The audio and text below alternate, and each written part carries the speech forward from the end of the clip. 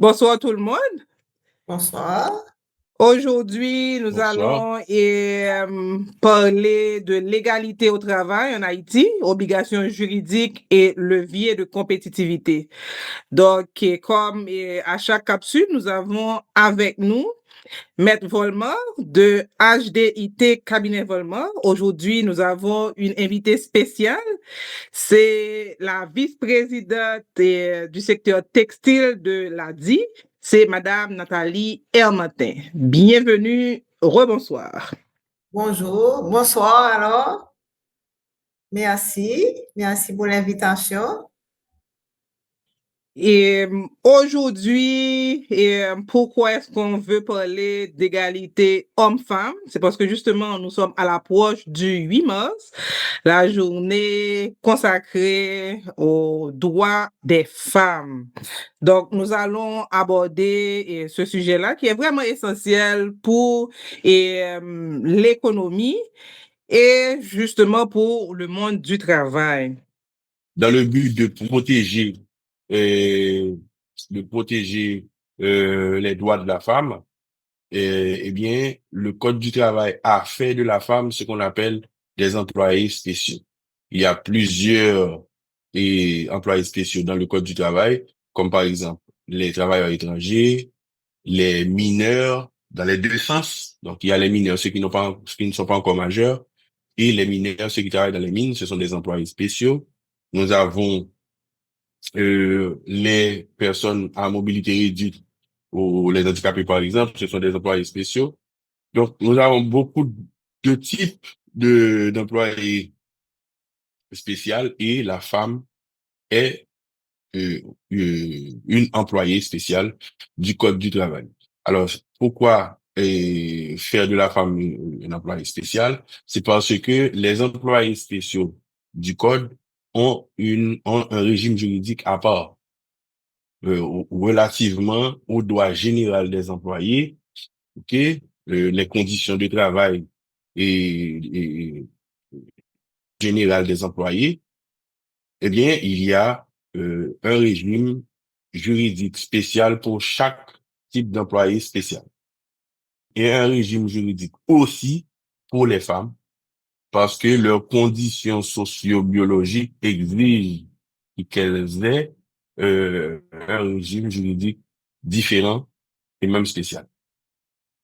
Donc, c'est dans cette perspective que le Code de travail entend protéger la femme contre soit des agressions, soit protéger la femme contre des abus venant de l'employeur par rapport à sa situation de femme.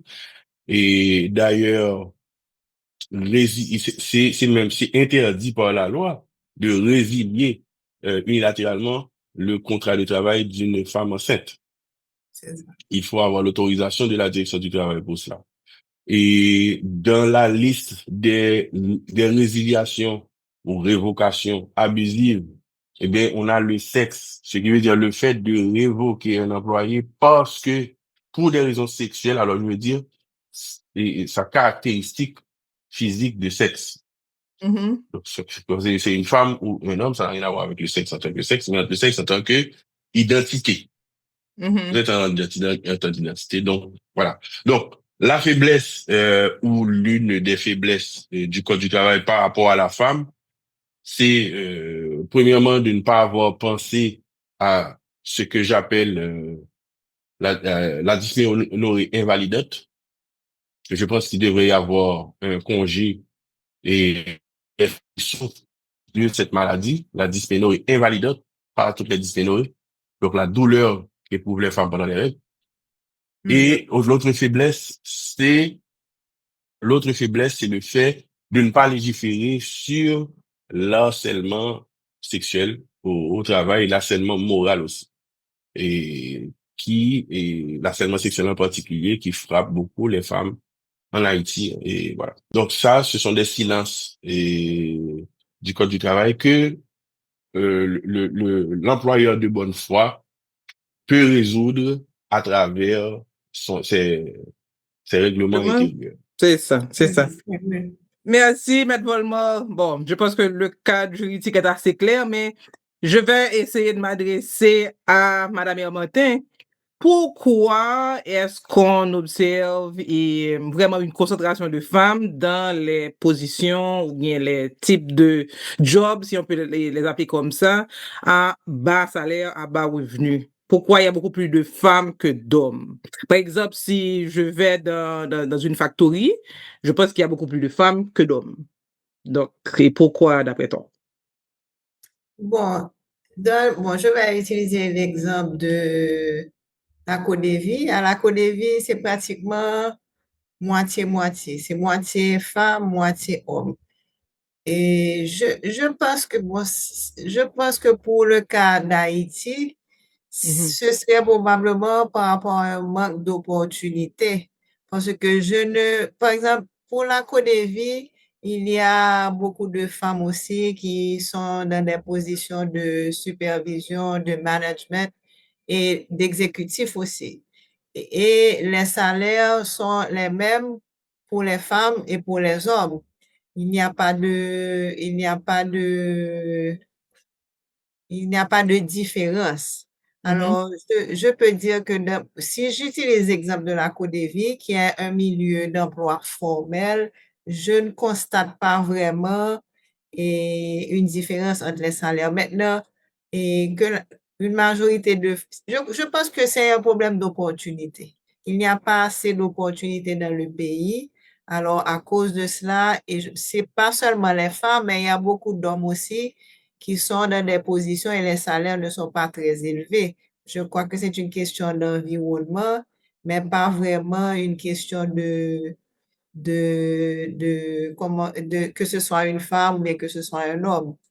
Et c'est ce que je constate de mon côté, dans le milieu formel, je peux dire. Ok, ok, bon. Mais peut-être au niveau de la Colévie, est-ce que, bon, on peut ne pas nécessairement citer Colévie, mais est-ce que les opportunités, les promotions les sont autant possible que pour les femmes, que pour les hommes, selon les mêmes règles. Il n'y a pas d'inégalité vraiment.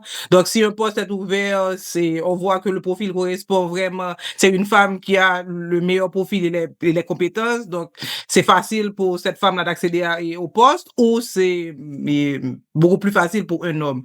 Donc, ce sont des statistiques qui existent. Peut-être au niveau de Codevi, ça n'existe pas, mais les statistiques sont là. Oui, j'imagine,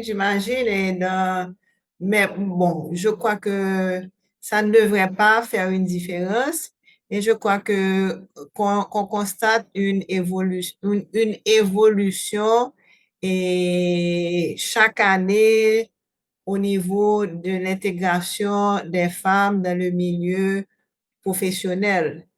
Et on a le problème, bon, je crois que les statistiques en Haïti sont probablement plus élevées par rapport à l'instabilité qu'on a et dans le pays, l'instabilité aussi des emplois formels, l'environnement, tout ça crée une pression au niveau de l'offre de l'emploi. Et alors, c'est encore plus fragile en Haïti, je pense. C'est encore plus fragile en Haïti. Mais et je crois que il faut premièrement, avec la stabilité, avec la création d'emplois formels, on va constater, on va voir l'intégration de beaucoup plus de femmes dans des postes de supervision, de management, d'exécutif à venir. Parce que les femmes, alors il faut dire aussi que l'intégration des femmes dans le milieu professionnel a beaucoup évolué aussi. Parce que oui, durant mon enfance, ma mère, elle travaillait, mais pas à plein temps, et pendant 3 heures de temps par jour, parce que c'était un choix familial. C'était dans le but de pouvoir avoir un emploi, mais aussi de pouvoir passer assez de temps à la maison avec les enfants pour être présente pour l'éducation de mes sœurs et de moi. Mais les temps ont changé et là maintenant, Et dans un couple, ce sont les deux personnes maintenant qui doivent travailler et maintenant les femmes n'ont pas le choix que de travailler à plein temps.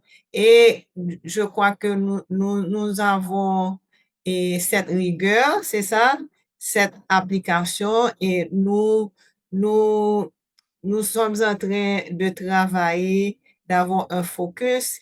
Alors, je vais utiliser l'exemple d'un homme qui m'a dit l'autre jour qu'il est en train de prendre un cours d'agronomie à l'université et que dans la classe, il est le seul homme. Toute la classe, ce sont des femmes.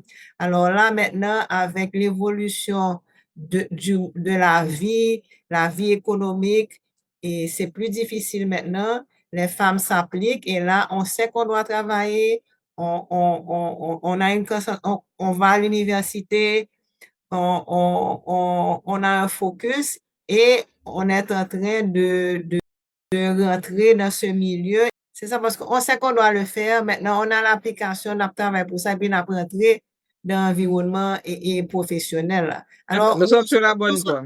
nous sommes dans une période, je crois, de transition, non seulement en Haïti, mais dans le monde entier. Et on va commencer à avoir de plus en plus des femmes dans des positions et de supervision, de management, d'exécutifs avec des salaires aussi élevés que les salaires des hommes.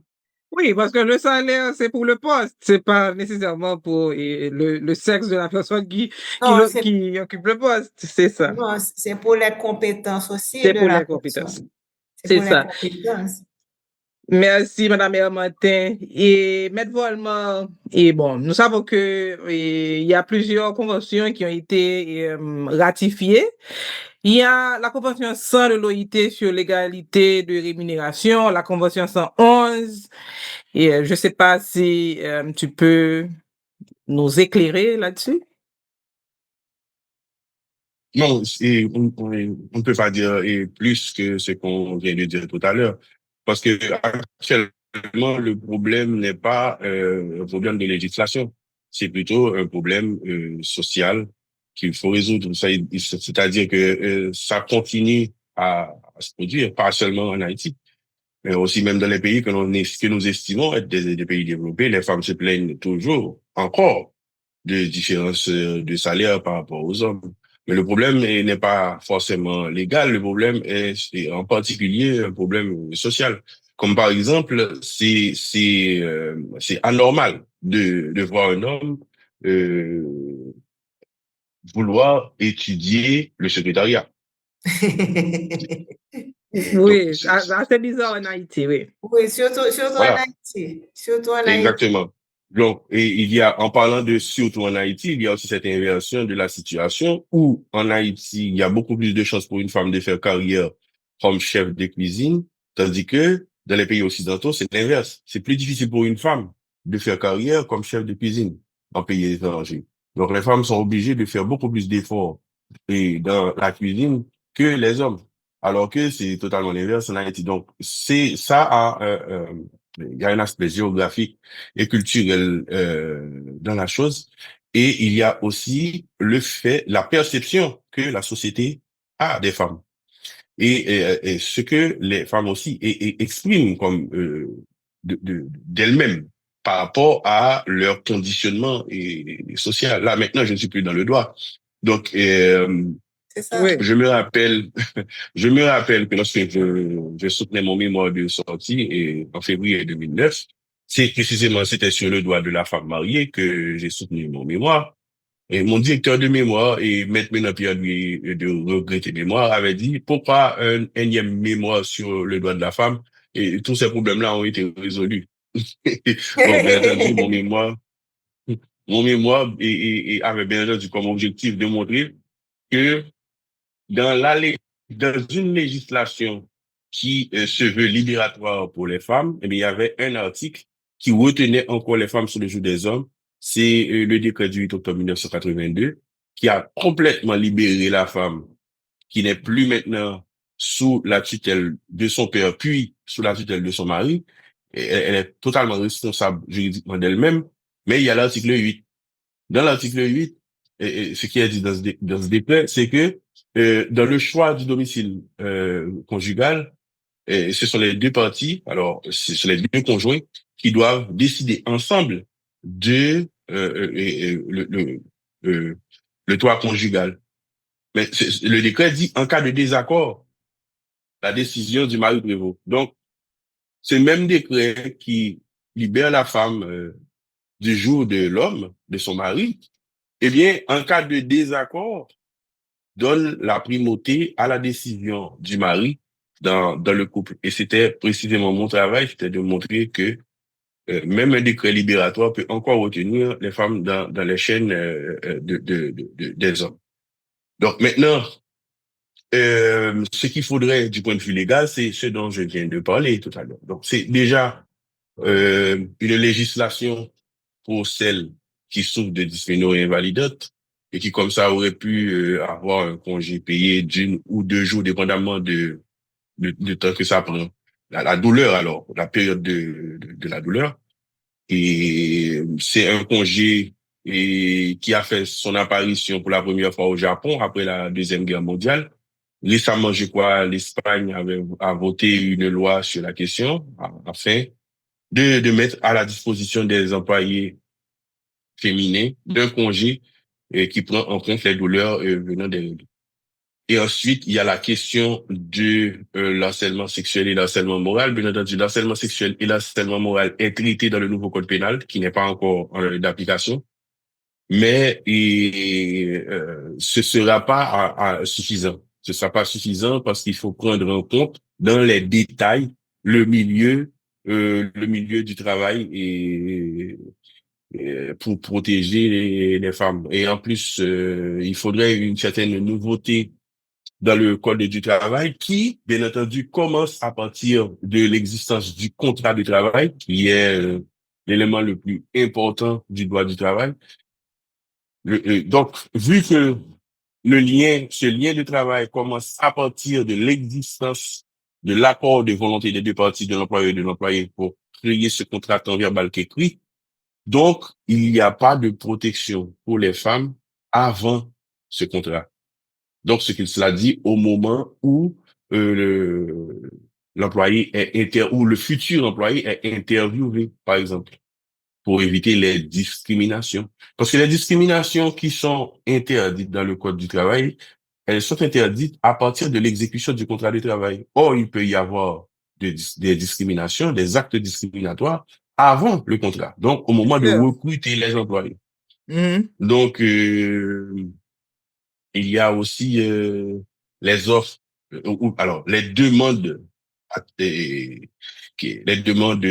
sexuelles, si je peux dire, qui accompagnent ces interviews, ces périodes de sélection de futurs employés. Donc, il faudrait protéger la femme aussi. Le problème, c'est que dans la structure juridique du droit du travail, avant l'accord des deux parties, le droit du travail n'est pas applicable. Bien entendu, on pourrait toujours utiliser le code pénal pour cela, mais le code pénal, malheureusement, une fois de plus, a été reporté. Donc, on devra attendre que ce code rentre enfin en application pour résoudre ce problème-là.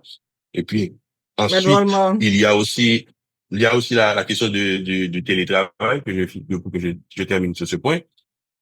Le télétravail pose ce problème de s'infiltrer profondément dans la vie de l'employé, où la distinction entre la vie professionnelle et la vie personnelle s'entremêlent et les délimitations deviennent floues.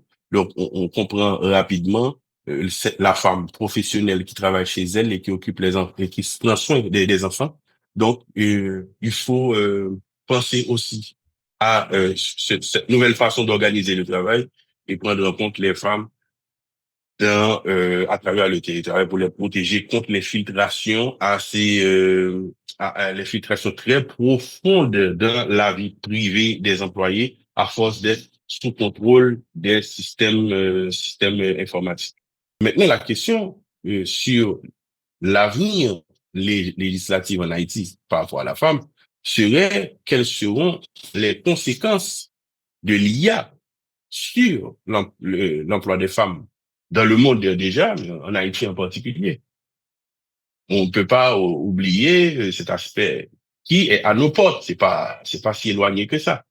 Non, c'est déjà Récemment, à une l'intérieur de la entreprise maison. a, C'est même plus à nos bien portes. sûr, Ah oui, bien c'est sûr, ça. il y a une entreprise qui récemment a réduit son personnel de moitié en évoquant que l'utilisation de l'IA est beaucoup plus rentable. Et le plus dur de tout ça, c'est que sur le marché boursier, eh bien, les actions se sont envolées de entre 20 et 40% d'augmentation à cause de licenciement de 50% des employés et de l'utilisation de l'IA. Donc, quel sera l'effet sur l'emploi des femmes dans les 5, 10 ans à venir, dans le monde en général, mais en Haïti en particulier. Donc, on ne sait pas. On ne sait pas encore. On étudie la question. Un message spécial à l'occasion du 8 mars? Alors, bon, et un message pour les femmes, c'est Oui. de continuer d'avoir la foi que les choses vont s'améliorer et que de continuer de ne pas regarder en arrière. Merci, Madame Hermotin. Maître Volmar, un message pour les femmes? Bon, ce que je dirais, c'est de se sensibiliser, de s'auto-sensibiliser sur la question de la dysménorrhée invalidante, déjà pour toutes les femmes qui travaillent et qui souffrent de cette maladie, qui parfois les empêche même de descendre de leur lit, quoi. C'est ça, Mais c'est puis ça. ensuite, et je dirais que la meilleure façon, selon moi, pour les femmes, d'assurer leur épanouissement social, eh bien, de s'armer intellectuellement. C'est Et ça. plus on, plus on connaît de choses, plus on comprend le monde et plus on est mieux armé pour l'analyser. Et plus on est armé plus on est capable d'analyser et plus on est capable de défendre nos droits parce qu'on est mieux placé pour l'exprimer intellectuellement. Donc, je crois que les femmes devraient se former davantage, voilà.